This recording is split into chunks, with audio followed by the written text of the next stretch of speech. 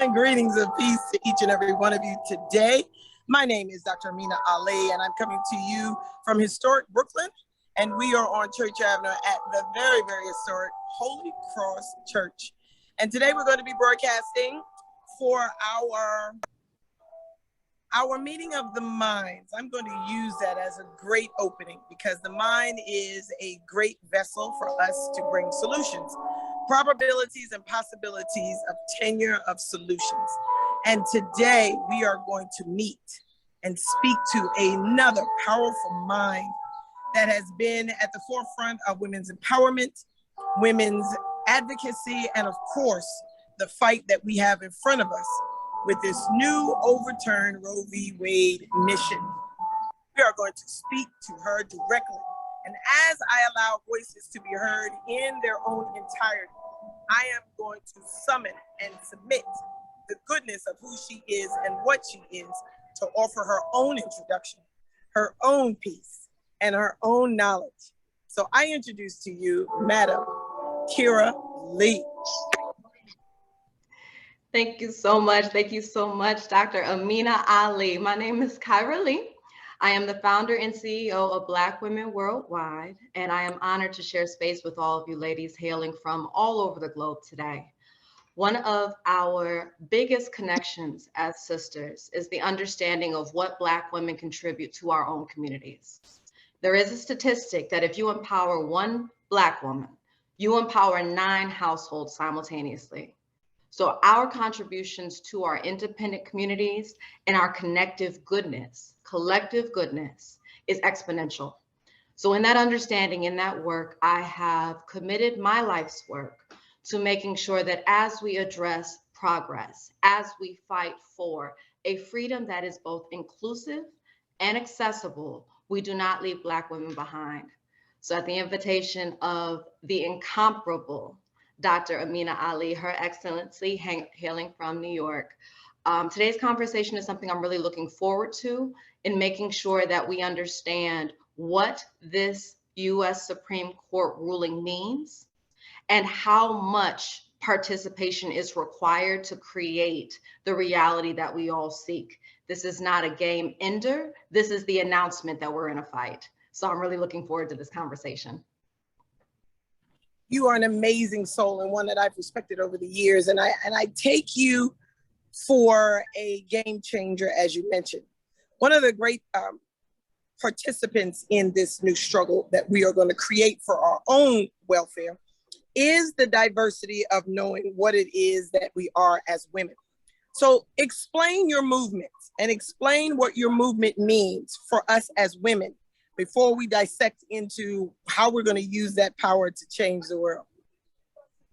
Absolutely. So for those who would like to follow, our 501c3 effort was founded in Michigan. Ironically, on Juneteenth of 2020, we were established. And we are very proud of that birthday in that here in the States, it was the formal announcement to all of the existing states that Black folks were officially free. In the US, African Americans were enslaved and captured peoples. We were humans that were forced to work with no wage. We were bred as though we were property. And so, as you can imagine, prior to internet and prior to social media, it took time for news to travel. So on Juneteenth, June 19th, folks in the outskirts of the colonies were informed that we were no longer forced to be under the subjugation and oppression of white folks. We were recognized as human. We were relieved of the misconception of property.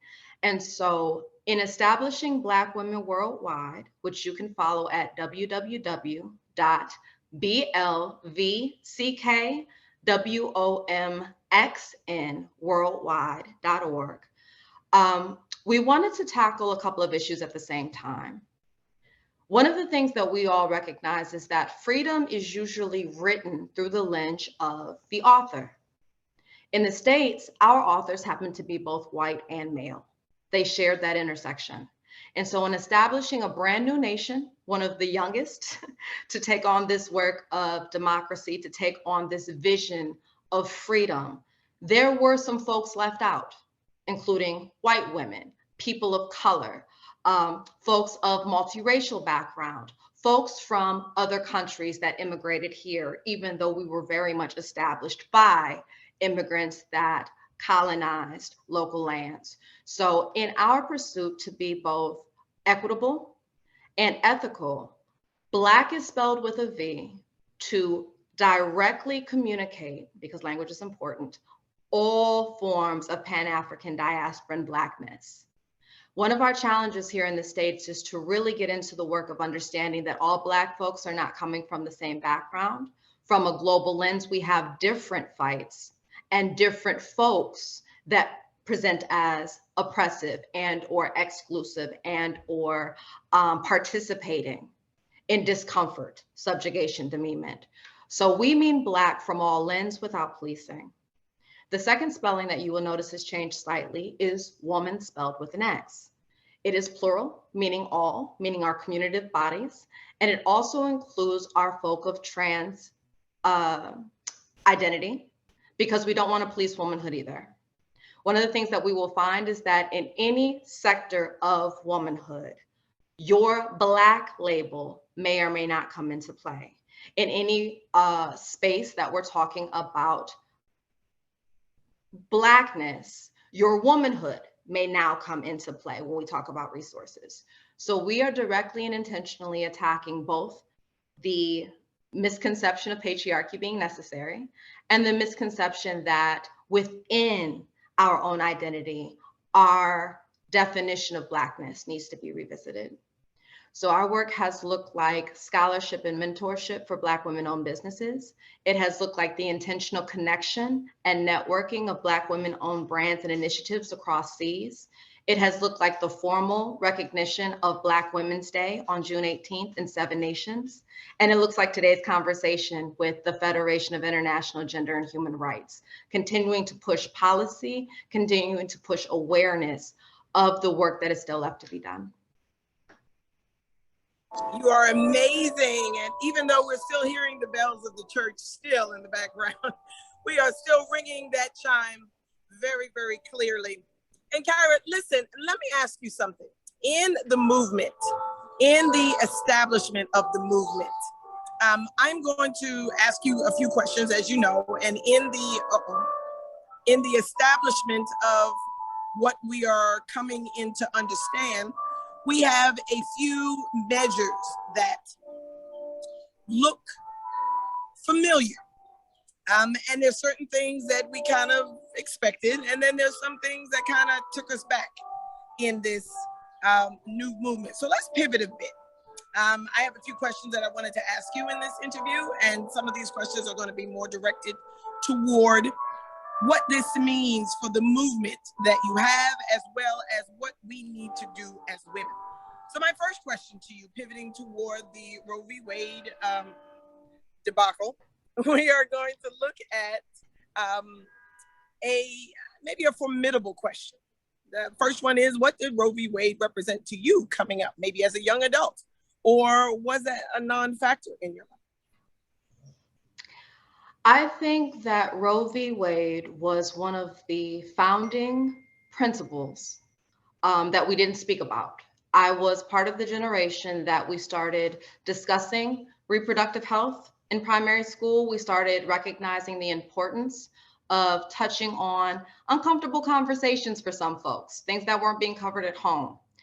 I do remember being a part of the class that formal discussion of sexual education, reproductive health was removed and replaced with something called hygiene, where you started learning how to wash and you started learning about the different bacteria and things that are present in the body. But we got very far away from how babies are made, and we got very far away from what impact reproduction has on both young men and women when it comes to finance, when it comes to choice, when it comes to future and vision and access to certain resources, because of the time it takes pre-birth, when we're talking about prenatal care, and post-birth, when it talks about the raising of infant into toddler, toddler into young person into preteen, and so on.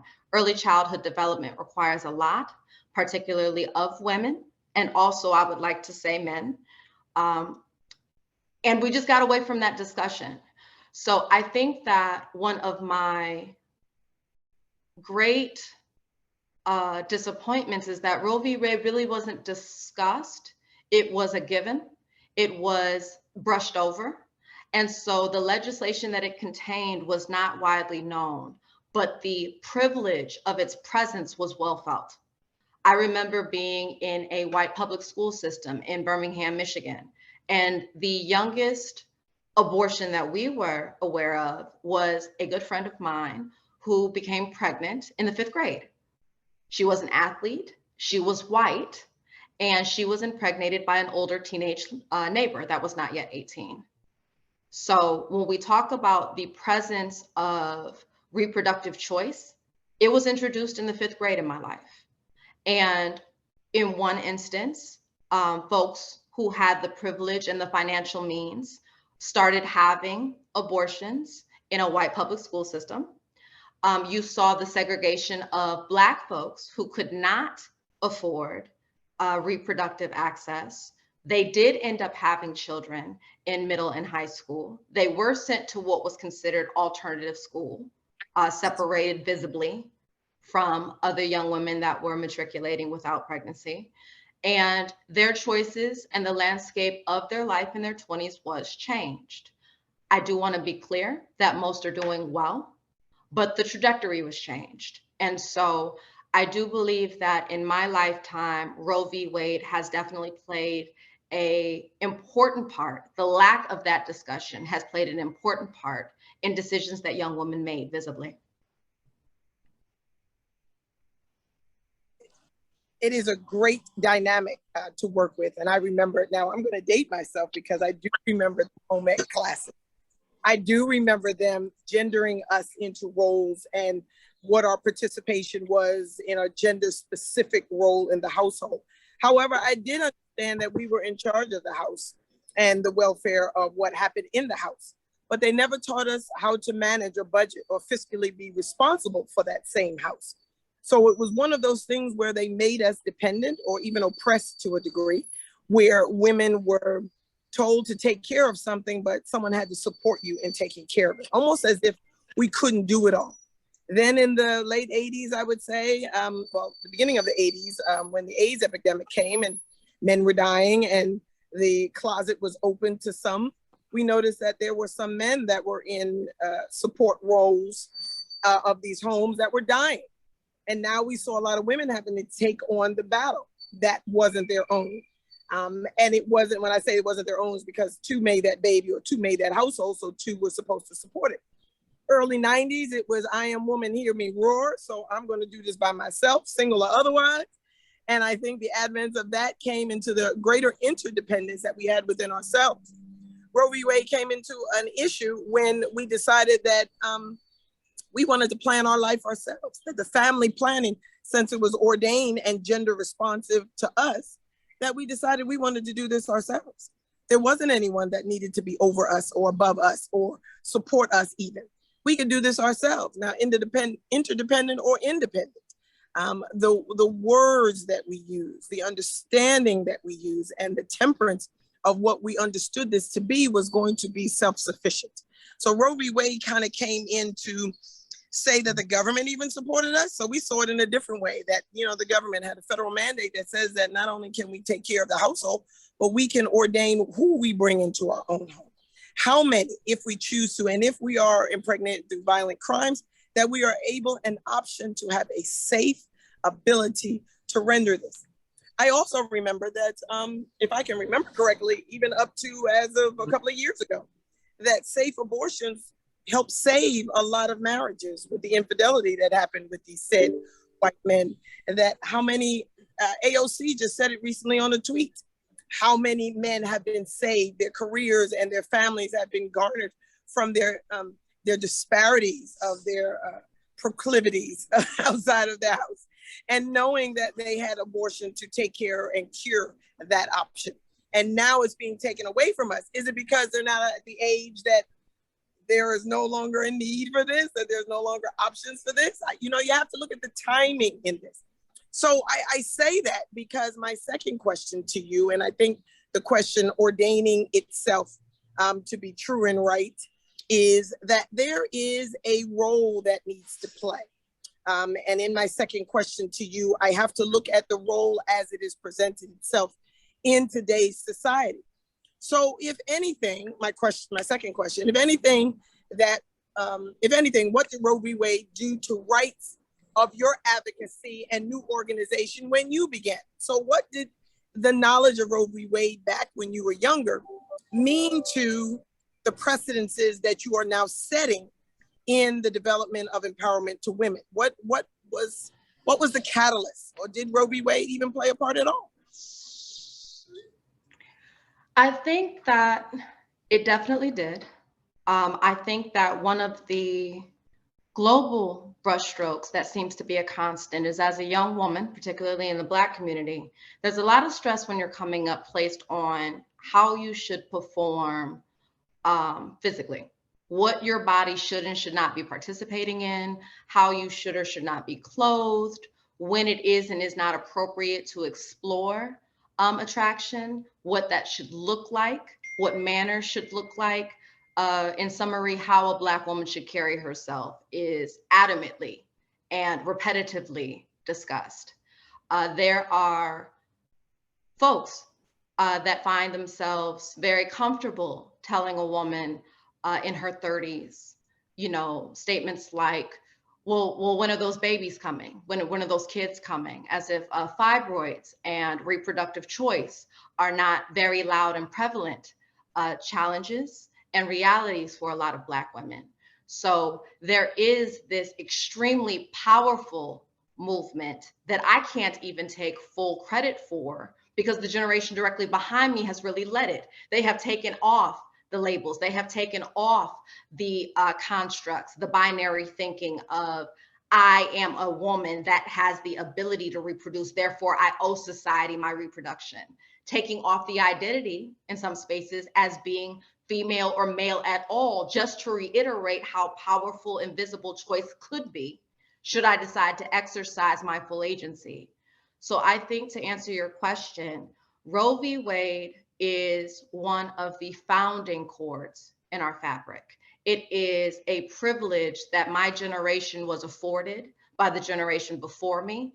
Folks died having back alley miscarriages, back alley abortions, midwifery coming into full view as women were delivering babies by family members and sexual predators and folks that you might be in love with at the tender young age of 12 before the age of consent comes into play. So there is a reoccurring theme in my life, in my generation, that I feel I am not remiss to mention, that we were raised with the full understanding, contrary to some white lens, that as a Black woman, I do not have to become pregnant. I do not have to deliver children. And should I choose to, it is my choice. It is my choice to commit to that responsibility. It is my choice to recognize the weight of that obligation. It is fully within my choice to wait or completely opt out of that decision should I choose to, because my contributions to society are so much bigger. My ability to contribute is so much wider than the beautiful and all-powerful womb. Thank you, and I agree. Again, coming up, the late 60s, early 70s was the empowerment of the Black child, and if nothing else, at the soup counters and at the Woolworth. I came up kind of right at the tail end of the Woolworth march, and those young folks who led the march and that binary thinking then, not necessarily on orientation or gender, but the binary thinking on how powerful I can be, male or female, at my age. So it was taken out of the context that I had to be an adult to tackle this thing. Race is going to be affecting in my generation. So now we, fast forward 50 okay, something years. And we look at the understanding of what Roe v. Wade is meaning. And when I came up, we were introducing it. And it was a thing when I was a child. It was a brand new thing when I was a child. Now it's being reintroduced in a more negative lens. It is attacking the binary thinkers and the non-binary thinkers. It is attacking those women that are cis women, that are, are unapologetically cis women. And they are using the more of the function, if you will, to do this intentionally. So just as Roe v. Wade was intentional, the fight for that and the causation for that fight is intentional. So that leads me to question number 3. And that question is, this is a question that is based on what you see. And again, this interview is designed to get us thinking and us going. This is model number 1 of many interviews to come on the succession and the success of this movement for ourselves. So question number 3 is, now that you see this as a purely political, and I mean purely political mindset, what, in your best opinion, does this mean for us, and what pivoting specifically should we be doing to get solutions for ourselves? So I want you to answer this, but I want you to leave us with a cliffhanger so we can have a part 2 to this. So open up what your political thoughts are on this, or what it means politically for us. And then what is 1 or 2, leaving it open for a part 2 for this, thoughts and how we can begin this moving forward. Please. Great 2-part question. The first part, I believe, is to understand. I want to give space for the fact that for folks that are online, for folks that are listening in and will listen to this later, I deeply respect the fact that we have not adequately prepared this generation with the full knowledge of how laws are made. We do not fully understand what policy is created in, what the purpose of the legislative branch is for, what powers the executive branch does and does not have, and what the decision by the Supreme Court actually means. So I'd like to touch on that first a bit. When we talk about what the Supreme Court justices have laid before us last Friday, it is important to understand that this is a right that was assigned by people. It is a right that can be removed by people, and it is a right that can be placed again by people. We have lived in a lifetime where our mothers did not have the right to an abortion at birth. It was not around when the immediate generation before us was born. So I want us to take heart in that in one generation, we already beat this thing. We already made the business and political case that abortion is necessary because it is a health right. It's not a woman's right.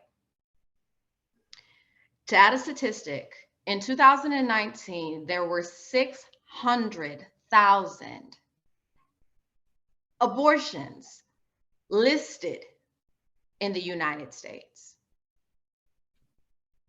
That is the same amount of human beings in the United States that have publicly been listed as killed by COVID. And I want to leave that there. While we are removing masks, while policy is opening the country back up, and we are still very much experiencing the effects of this pandemic, 600,000 deaths was not enough to address that health crisis in an ongoing manner.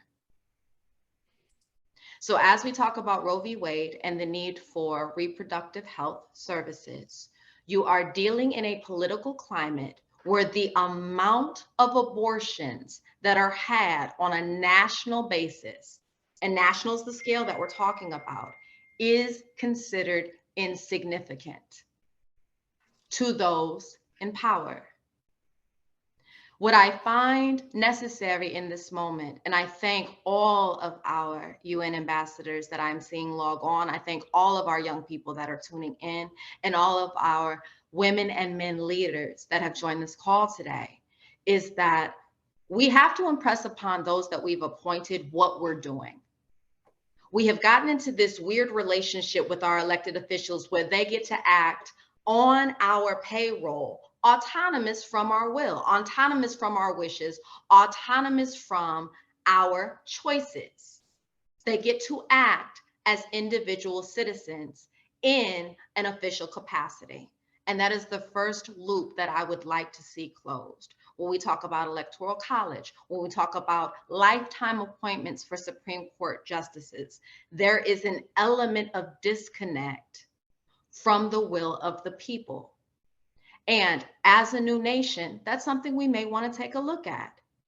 It served a purpose in the beginning. There's nothing wrong with reimagining as we go. And there are folks that do believe that these lifetime appointments for anyone might be a lot. In your 70s and 80s, making decisions for a country in a generation you are no longer a part of, might be a lot to ask of a person. So that would be step one, is to understand where our Supreme Court justices are coming from, the fact that they do have a place in deciding our reality, but it is a place. It is not complete and total control. It is just a role in what we are experiencing. In Friday's decision, we have now moved to the next phase of a political fight. It is not over, it is just beginning. For those of us that played basketball back in the day, this was a welcome first shot to the chops. And it stung a little bit, I'm not gonna lie, but it's not the end of the world. We have taken this decision away from the Supreme Court now, who took one case in Mississippi regarding a 15-week abortion term and exercised their agency to expand their review to a national discussion that we were never asking you about. That was never on the table. But your choice and your agency was allowed to show up in such a powerful way that you decided the state was more qualified than I am to decide my reproductive future. And that's a hell of a choice. That's a hell of a choice that you just made for me. So now we're at the state level, we're moving forward, and I'm super excited about this because state representatives have to live where they work. They have to live where they work. You have to have a residence in the state that you are now acting on behalf of. And I find that really great because there are young people in the streets right now visiting our representatives' households saying things like, you had better not, because you live here. You had better not decide to remove rights that have kept women safe for 50 years. You had better not decide you don't want your job in November by telling women constituents, because women are now constituents, that they may or may not walk into an office and decide futures for others, but have no control over their future themselves. You may not. You may not live as my neighbor, senator or House of Representatives representative, and decide for me that I do not have the intelligence, the morale, the ethical code, or the agency to decide whether parenting is for me, simply because I carry life. And what is very interesting about this conversation for me is it's actually not a woman's conversation. To me, it is very male in nature to start educating where that line is, in the way that racism is very much a white conversation. White supremacy is a white people's conversation. The idea of how to respect reproduction after conception has been decided by nature already. So unless we're talking about joint responsibility in procreation, in my opinion, unless we are talking about the father of children being financially responsible for that conception at conception, unless we are talking about folks that do not believe in abortion, opening their homes to the 400,000 foster children that are already living and breathing and being excellent among us. I don't know how a state representative can justify the creation of more human beings for us to now decide how to be our best selves for. And so I'm really looking forward to that conversation because I feel like it should be short. I have a lot of faith in logic. I have a lot of faith in women's ability to make a business case for our points. I feel that we are highly capable of having this discussion as many times as it takes to get folks to understand that having a baby is more than simply delivering birth. Having a fully functioning, healthy newborn starts 10 and 11 years prior to conception. It starts with the education of both parents. It starts with the reproductive health of parents. It starts with conversations about what our men are ingesting and what dye yellow number 5 does to our cell systems. It starts with what is on our apples and why are they so shiny and why are we scraping off layers of wax. It talks about the death of the bee population and the wheat in the States and what does our food supply look like if we add another 600,000 people to the American economy. What does that look like in a post-COVID reality? When we talk about politics, when we talk about employment, when we talk about liberty and freedom, are we fully prepared for what we're asking for? And I will say on this platform, to get to the second part of the question, this is political because people are afraid. This is political because in the United States, for the first time in recent history, white folks are returning to a minority status. Keeping in mind, you started as a minority because you immigrated here. So you've done this before and you survived. Nobody eradicated you. You were met with the ability to thrive and prosper by indigenous brown folks who did not want to see you killed off through genocide. So now we're here and you're afraid again because of how you've treated folks, because of what you've done with these invitations and new relationships and new spaces, because of how you view your women. And I was in a space, shout out to the Hollywood Bowl, Say Yes by Yanni, who gave Black Women Worldwide an invitation for the Juneteenth event hosted in Los Angeles. Black Women's Day on June 18th was recognized and celebrated here in LA. And in that space, we received a overwhelming 17,000 folks showed up to one location to celebrate Blackness. And while we were celebrating Blackness, rolled out by the government, thank you, President Joe Biden, for the holiday, simultaneously, our government was signing into law that Roe versus Wade would be repealed. And so I want to point out that for my generation, what I do believe is louder than the absence of Roe versus Wade is this constant performative addressing of what freedom really looks like. I did not want a holiday for George Floyd. I did not want a holiday for Breonna Taylor. I wanted justice. So as much as I appreciate Juneteenth giving white people a day off, I would have preferred that you asked us what allyship would look like. I would have preferred that you would have revisited the George Floyd Policing Act. I would have preferred that the Crown Act never have been necessary. And I would still request that we get back to the actual discussion of what inclusive liberty and justice looks like. I would require politically that in November, we set aside white fear because we've already proven to you that we are not the thing you fear.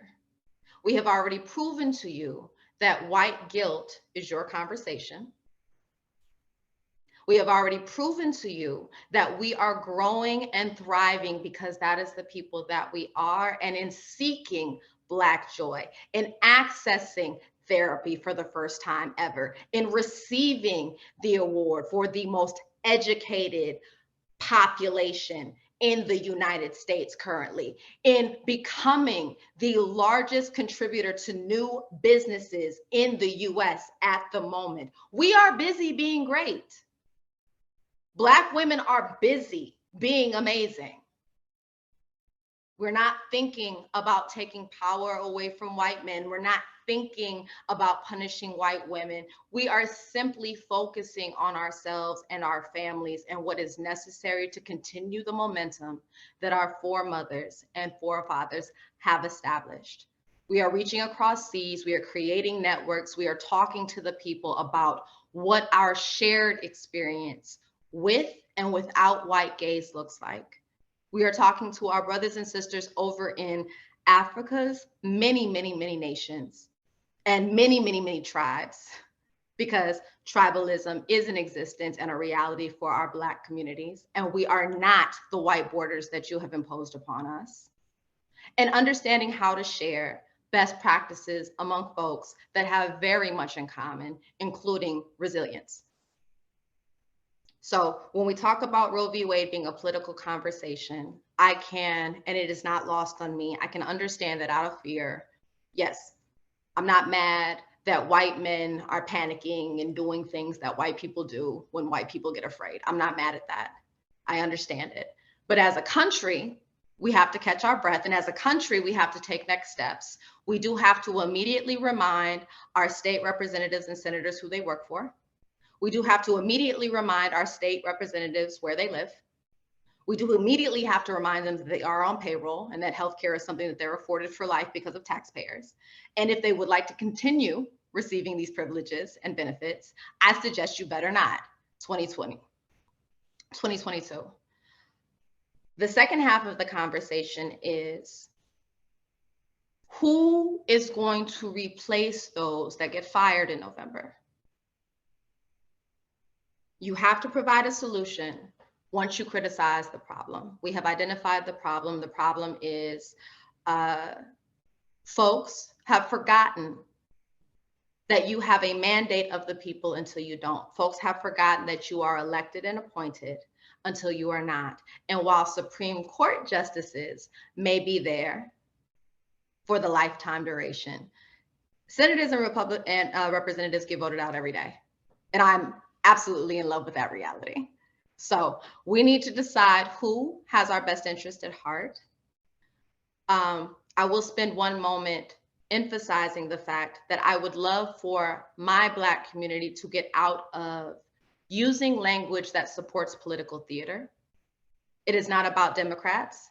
It is not about Republicans. It is not about red. It is not about blue. It is about understanding that there is a liberal, not Democrat, and conservative, not Republican, view of issues. To be conservative is for what is the status quo to remain. To be liberal is to want change because what is in place is not working. It is not for us to presume, and I'm saying this loudly, representatives, that the Democratic Party has done anything for Flint or New Orleans or Detroit or Los Angeles or Brooklyn, Manhattan, Miami. It is not for us to assume that the Republican Party is the worst of the worst and is out here boogeymaning it up behind closed doors and oppressing the Black and brown people of the world. It is individuals on a case-by-case basis, and you will find alignment based on issues. It is important that we this November register to vote. It is important that we vote out folks that do not believe and do not agree that women are not property. It is important that we rediscover the party based on values, including one we may create, that is going to allow for freedom and justice. But we cannot continue to act like there is a party in place that cares about Black women. We cannot continue to vote for the better of two evils. Don't vote for evil. And if you do not see the change that you need in the world, you do not continue to finance and feed that evil which oppresses you. You step up and create something else, something that is solution-based, something that speaks to the gap and is capable of understanding, articulating, and executing a solution. And I would challenge anyone listening that is in local, state, or federal disagreement with the status quo to run this year and next year and the year after, because it will take participation in a physical form to move a physical reality. So that would be my cliffhanger, Dr. Ameena. You know, I couldn't even give you a better comeback from that, because I was thinking about what I was going to add to that, but I can't. It is so well versed and so well said that I have to say thank you for that. I want to challenge those that are listening, either here or on live stream, to look at. 13 people listening. I would like to challenge those that are listening, those that are understanding what it is that we are called to do, and those that know what it is that is necessary to do, to allow the revolution to no longer be televised. And I say that because that was a thing that we used to say years ago, that the revolution would be televised. And we used to say that with such veracity that we understood that there was a greatness that was going to come from that revolution, because we kept it quiet.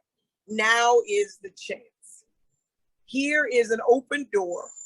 Here is an open venue for us to continue this mantra of doing what we said we're going to do. One of the things that I had a discussion with a girlfriend earlier today in our morning meeting, and she says, "What do you think about this Roe v. Wade?" I said, "Well, I don't discuss religion and politics with coworkers." I said, "But what I will say is, you have to understand that when people get tired, change happens. When people are tired of being tired, movement happens. And then when they see it affect them, then you will happen, meaning you will be removed out of here if you're not in this line of fire." And I think that we are at that point where we are tired of praying and having rallies and marches and all of these things. And we're tired of asking Congress to do something about it. And they had no intention on doing it even before they knew that things were going to happen. From the insurrection to the last school shooting, they knew that this was still happening, and they knew it was going to happen. So when it came to Roe v. Wade and the distraction of the Juneteenth holiday, they knew that this was going to be another uproar. But when they noticed, and they said it actually on television, when they noticed that there wasn't as many marches as they anticipated, they realized that there's a pivot happening. They realized that just like Black Wall Street, we're able to do it again, and we're able to do it on our own. We have to just decide to do it on our own. And that's where that open door is now. We have to develop and decide that we are going to do this with the sacrifices that are inlaid in that programming and the humanistic piece that is going to be needed. I am not going to be able to seed and grow a tree that I am going to appreciate the shade of. And we have to understand that concept, that I am going to have to seed and grow that tree that my grandchildren will now benefit from. And that tree is going to be leafy and green, and my tree is going to be an evergreen. So we don't even have to worry about the shade going away. But what I am going to say is that this movement to carry on a policy that is derived and sustained by us is going to be carried by us. Now, what does that mean? I met with a very clear portfolio a few years ago in our maternal care policy, which we sat up in 3 different sessions, and we developed scenarios that not only solved the problem, but contained long-standing solutions to this problem. We added Roe v. Wade in there in a tangent when we talked about abortion or abortion rights. But what we added into that is a solution to the care and comfort in that education that you spoke about, so that we wouldn't have to carry over a continuation of abortion rights. It would be more formally a family planning model that would be incurred from 3rd grade on. But what we are also looking at is looking at the repealing of laws that protect those that ban that right. So that means if we have criminal justice laws that are in place to protect molesters, to protect rapists, to change it from rape to sexual assault, and using vernacular that is lessening the crime and the voraciousness of the reason why we have to cause ourselves to have abortions, is what we're going to also face. We are going to look at men that are looking at rules and laws that are sanctioned for women and ask why. So many times I've been thrown out of medical conferences because I'm asking why men are speaking about obstetrics and gynecology. And not because they're not competent, but until you've had a baby, please don't speak to me about the challenges of labor and why we have to do a C-section after hour 12. If you have not conjured into your mindset that this is something that we have to deal with and endure, please don't speak to me about how it is a medical mandate to have a C-section when she's labeled in crisis. When does the crisis start? When you're uncomfortable? So when we measure into what it is that we are setting our precedents for, whether it be Roe v. Wade or whether it be establishing a new law that is going to be put into place to sustain the rights of women, regardless of its health disparity, we're going to add that into our rules and laws that we are going to accomplish. So that means even though, just like back in the day, we didn't need the law to come into our homes. We had a grandmama, excuse me. And I say it in that term because we say grandmother, but you know, coup de main as you will, she was mama and she was the voice. She was the law. And if she said something, I wish a police officer would come into our homes and say something. But to understand that power is to understand where we've come from. Roe v. Wade came back when I was Mother Alice's grandchild. I don't think I had a name until I was 21. I was Mary Alice's grandchild. And I was known by the family I kept. I was known by the family and the legacy and lineage I came from. And I didn't need Roe v. Wade. I knew I wasn't gonna have an abortion because I was Mary Alice's grandchild. Now, everyone didn't have that role. They didn't have that right because it was incest and molestation and all of the things that happened. And we had 14-year-olds that had babies in our families and we sent them up north or down south, wherever we were, to have those babies so that we can parcel that baby out to other family members to raise. So there wasn't an adage of a need for an abortion per se in our families, but what we had was solutions in place. So therein lies the change and the pivot that we have. We have solutions in place when we were back in the 60s, 50s, 40s. My grandmother was a midwife for 60 years, and I can honestly say that the women that she birthed, whether they were 12 or 40, that each and every one of them came with an education pattern that came before. She never made it past the 8th grade, but she educated the mess out of me. That's where I got my teaching style. I don't have 15-minute maternal care visits. They were an hour and a half, 2 hours, because it was education in that. That was deliberate and intentional. I got ripped a lot because I was late to the next appointment because I was thorough in the last one. But this is where we have to be. And in the Roe v. Wade, we have to be equally as thorough in our advantageousness of healthcare. We have a very prominent woman, an ambassador in her own right on this call today. She is an ambassador to human rights, to women's rights, to gender equality, to reproductive rights and reproductive justice. She is Ambassador Dr. Catherine Hall Trujillo, who is here today. She is a woman in her own right that allows us to understand who we are, what we have, and what she has done in the Birthing Project USA, hint the word.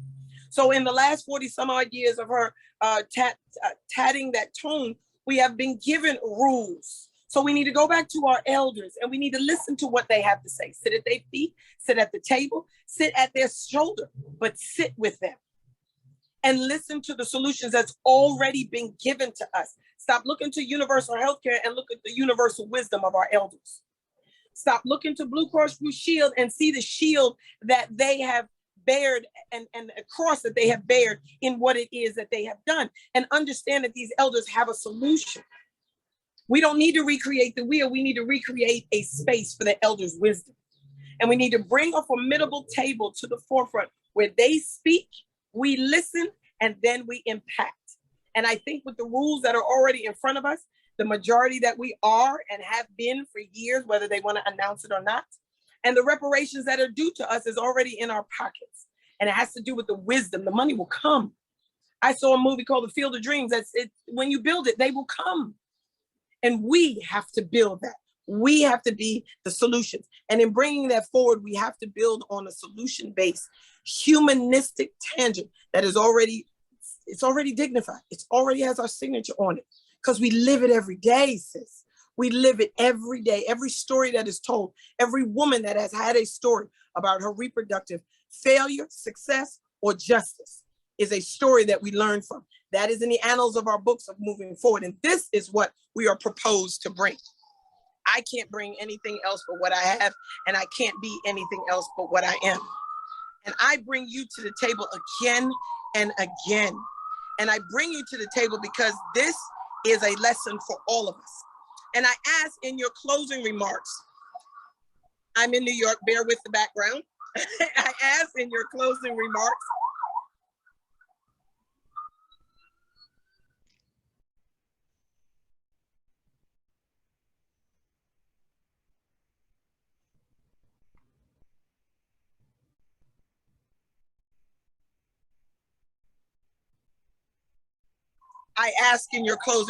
that you leave us with a takeaway that will allow us to understand where this part 2 is to go. What is, as the cliffhanger, as I mentioned, give us a couple nuggets, drop us a couple as to where we need to go to begin the operations moving forward in what is needing to happen next. Thank you. Well, first and foremost, I think we start with a thank you. I am absolutely and overwhelmingly honored to be sharing space with Your Excellency. I am absolutely grateful to Mother Catherine for joining and spending time with us from all of the things that you could be doing today. I am so excited to work alongside in an ongoing manner women of this caliber. So that would be one, is a thanks. Step 2 would probably be to speak to your last point in terms of intergenerational cooperation. There has to be a healing and a reconnection between us and those that have come before us so that resources and conversation are not wasted due to a lack of awareness of history. So what I would love is for each one to reach one within our sphere of influence. Myself and Dr. Ameena are already planning a second conversation for this week. I would ask this group to tie in to that conversation that will focus on next steps, now that today's conversation has talked about our existing challenge. And I would ask that in our downtime, we get very vocal about understanding that when we come to the table, coming correct is a colloquialism that we have to exercise. I would ask of my foremothers and my forefathers that we do some work to make sure that we are able to receive young folks in a way that recognizes their shared experience. It is very important, and I'll speak for myself, that we break down the contributors to that initial divide, that we create safe and loving space for folks to share ideas, because I do believe that every generation faces their own war, unfortunately, in the Black space. And while I am deeply guided by the wisdom and strength of my ancestors, fully a vessel to apply every lesson that has already been learned, we are all looking at uncharted territory right now. We are all sitting in a post-COVID reality with internet, apps, and connectivity globally available, facing a monster whose face looks different. Not the tactics, not the rhetoric, but the way we fight and the tools that it will take are different for this generation. And so what I would ask is that as we reconnect later on this week, I would love for the wisdom of our elders to be delivered from the historic space of what worked, because 50 years ago, we gave them a run for their money and we won.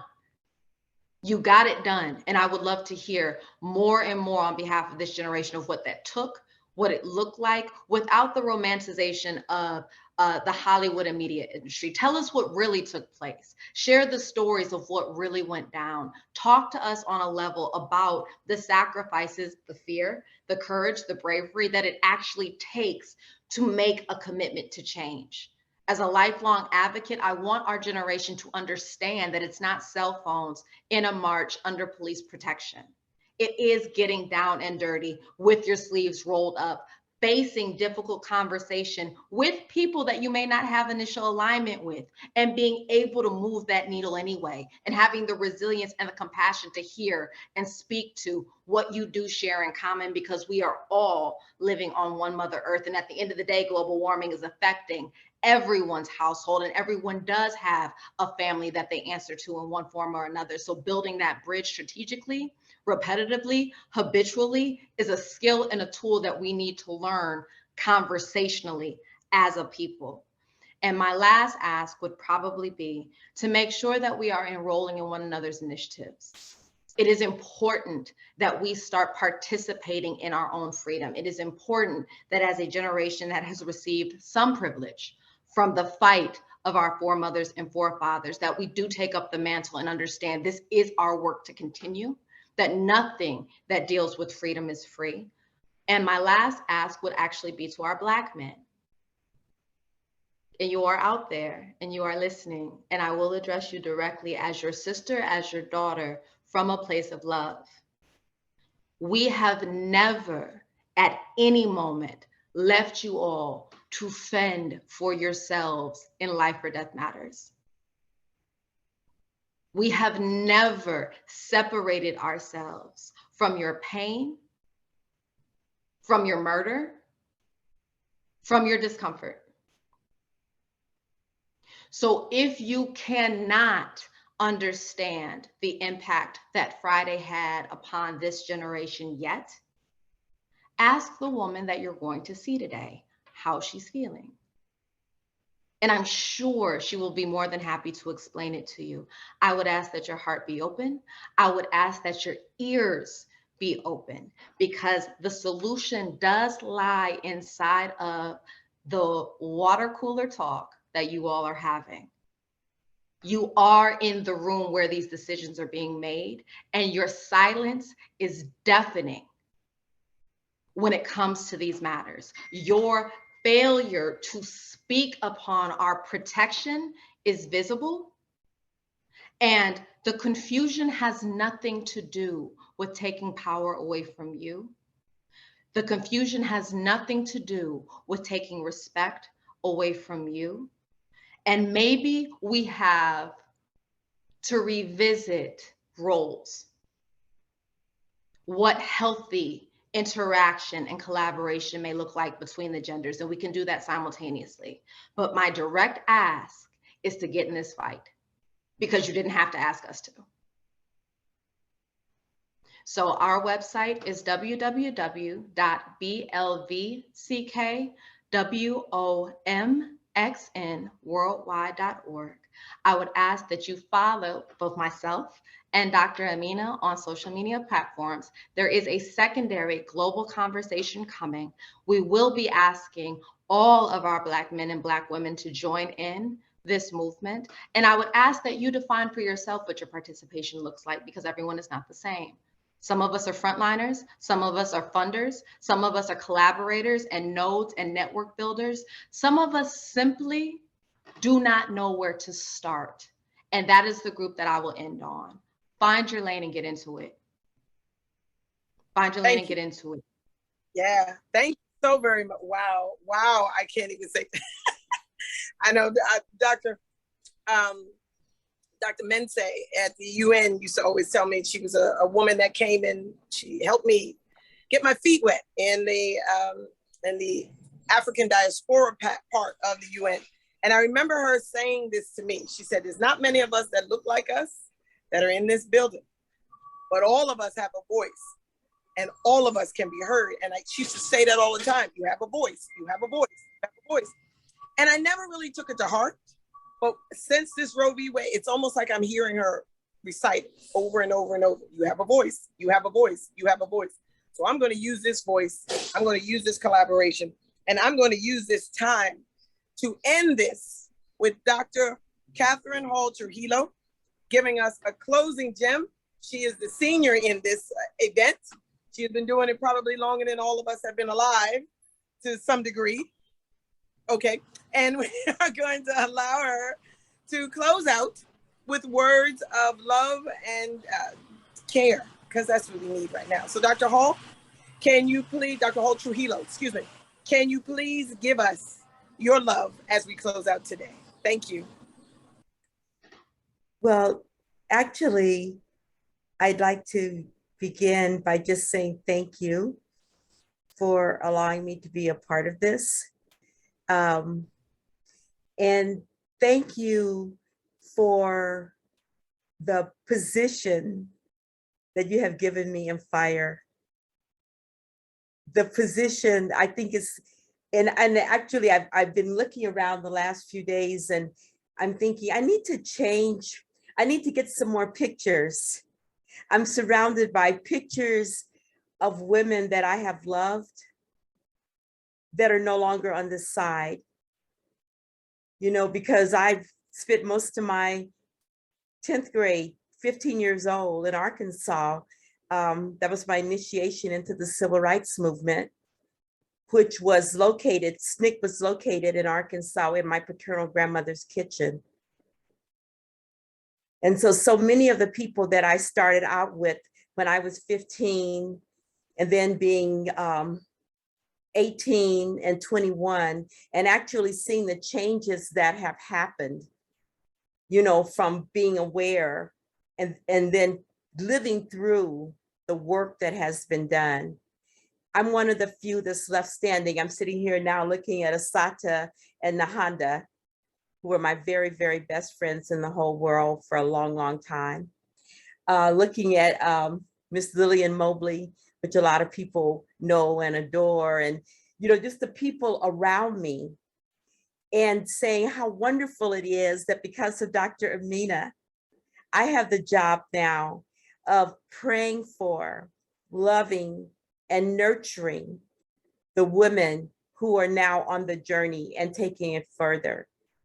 The women and the men. I went to a rally Friday, and the thing that struck me the most is how many men were there, how many families were there, you know, that people are getting that it's not just a woman's issue.